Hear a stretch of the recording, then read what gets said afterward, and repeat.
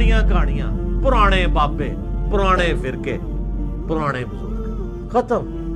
یہ باپا جانی کے مریدین بیان کرتے ہیں، وہ کہتے ہیں نہیں میں روزہ شریف پہ حاضر تھا، تو جب میں نے سلام عرض کیا تو اندر جعلی شریف سے جواب آ گیا۔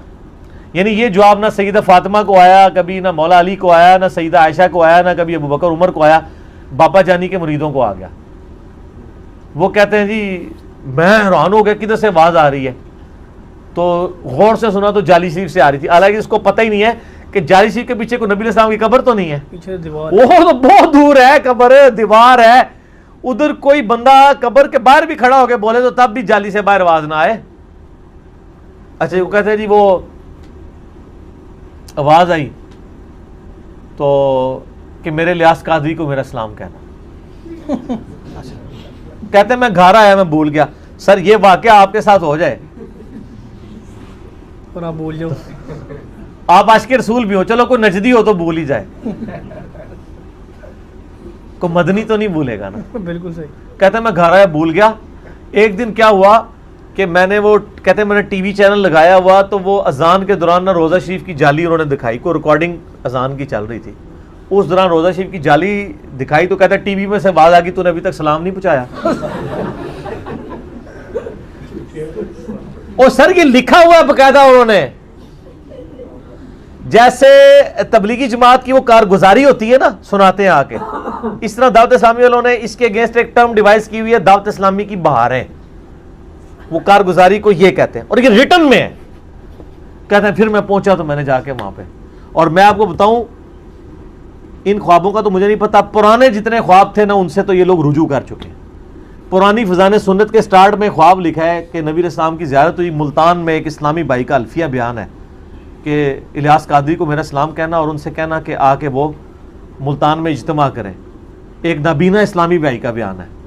سر وہ بعد میں جب تحقیق کی، اجتماع تو خیر ہو گیا، کئی سالوں بعد اس نابینا نے کہا کہ بھی الیاس قادری صاحب ہمیں اپنی یعنی ملتان کے لیے اجتماع کے لیے وہ ٹائم نہیں دیتے تھے، تو میں نے خود سے خواب گھڑ کے بیان کر دیا تھا، خواب دیکھے ہی کوئی نہیں تھا، اس پہ پورا اجتماع بھی ہو گیا ہے، اور اجتماع میں بھی یقیناً اناؤنسمنٹ ہوئی ہوگی کہ اللہ کے نبی نے کروایا، کتنے لوگ وہاں پہ روئے ہوں گے۔ میں خود یعنی کئی رائیونڈ والوں کو ملا ہوں، وہ کہتے ہیں کہ نبی علیہ السلام صحابہ سمیت رائیونڈ اجتماع میں آتے ہیں، میں رائیونڈ اجتماع میں بھی جاتا رہا ہوں، اس سے پہلے دعوت اسلامی کے اجتماع میں جاتا رہا، وہاں بھی ہم سنتے رہے۔ سر ہمیں تو بڑے اجتماعات میں بشارتیں ملی ہوئی ہیں، آپ لوگ پتہ نہیں کیوں ہمیں گالیاں نکالتے ہیں، ہم تو کئی بار بخشے گئے ہیں اجتماعات میں۔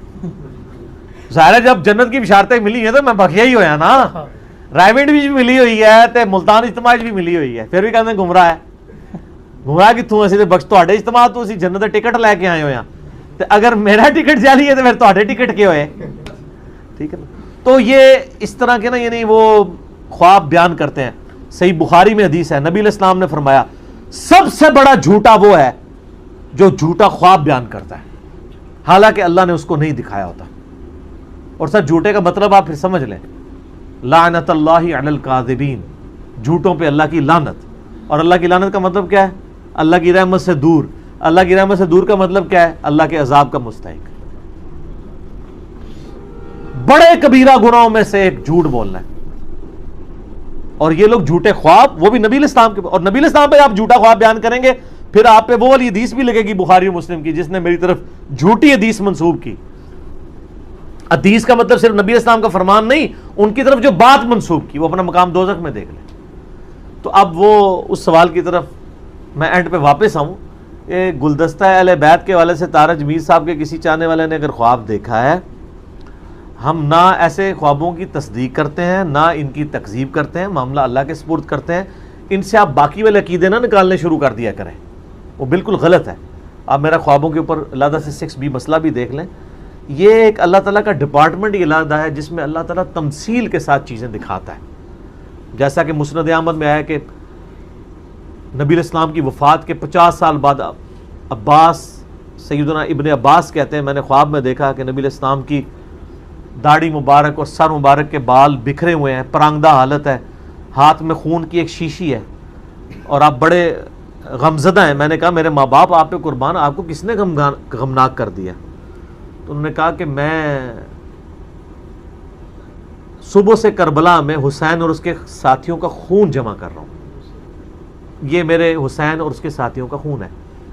تو ابن عباس کہتے ہیں میں کانپ کے اٹھا, میں نے وہ دن اور تاریخ یاد رکھی, 10 محرم 61 ہجری. تو کئی دنوں کے بعد, بلکہ کئی ہفتوں کے بعد خبر آئی تو پتہ چلا اسی دن حضرت حسین ابن علی رضی اللہ تعالیٰ عنہ علیہ السلام کو ان کے ساتھیوں کے سمیت مظلومانہ شہید کیا گیا فرات کے کنارے. اللہ کی لعنت ہو ان لوگوں پر جنہوں نے حسین ابن علی کو قتل کیا, ان پہ اللہ کی لعنت, اللہ کے فرشتوں کی لعنت, تمام لعنت کرنے والوں کی لعنت ہو. تو ابن عباس کہتے ہیں کہ مجھے نبی اب اس حدیث سے بعض لوگ کہتے ہیں نبی علیہ السلام کربلا میں تھے. نہیں, وہ تمثیل ہے کہ نبی علیہ السلام کو تمثیل کے طور پہ امت تک ایک میسج پہنچایا گیا ہے کہ غم حسین ختم نہیں ہے, سوگے حسین نہیں ہے, غم حسین تو جاری ہے. اس پہ میرا کلپ ہے, آپ دیکھ لیں. تو اس پہ تو کئی ایک باتیں کی جا سکتی ہیں. تو یہ ابن عباس کا بھی خواب ہے جو اس بات کا ثبوت ہے کہ نبی علیہ السلام کی وفات کے 50 سال بعد انہوں نے نبی علیہ السلام کو خواب میں دیکھا ہے, صحابی نے. بالکل صحیح. اور تو یہ پاسبل ہے, اور اس میں غیبی خبر بھی آئی ہے. حاضر و ناظر اور علم غیب اس سے ثابت نہیں ہوتا, یہ محکمہ علاقہ ہے.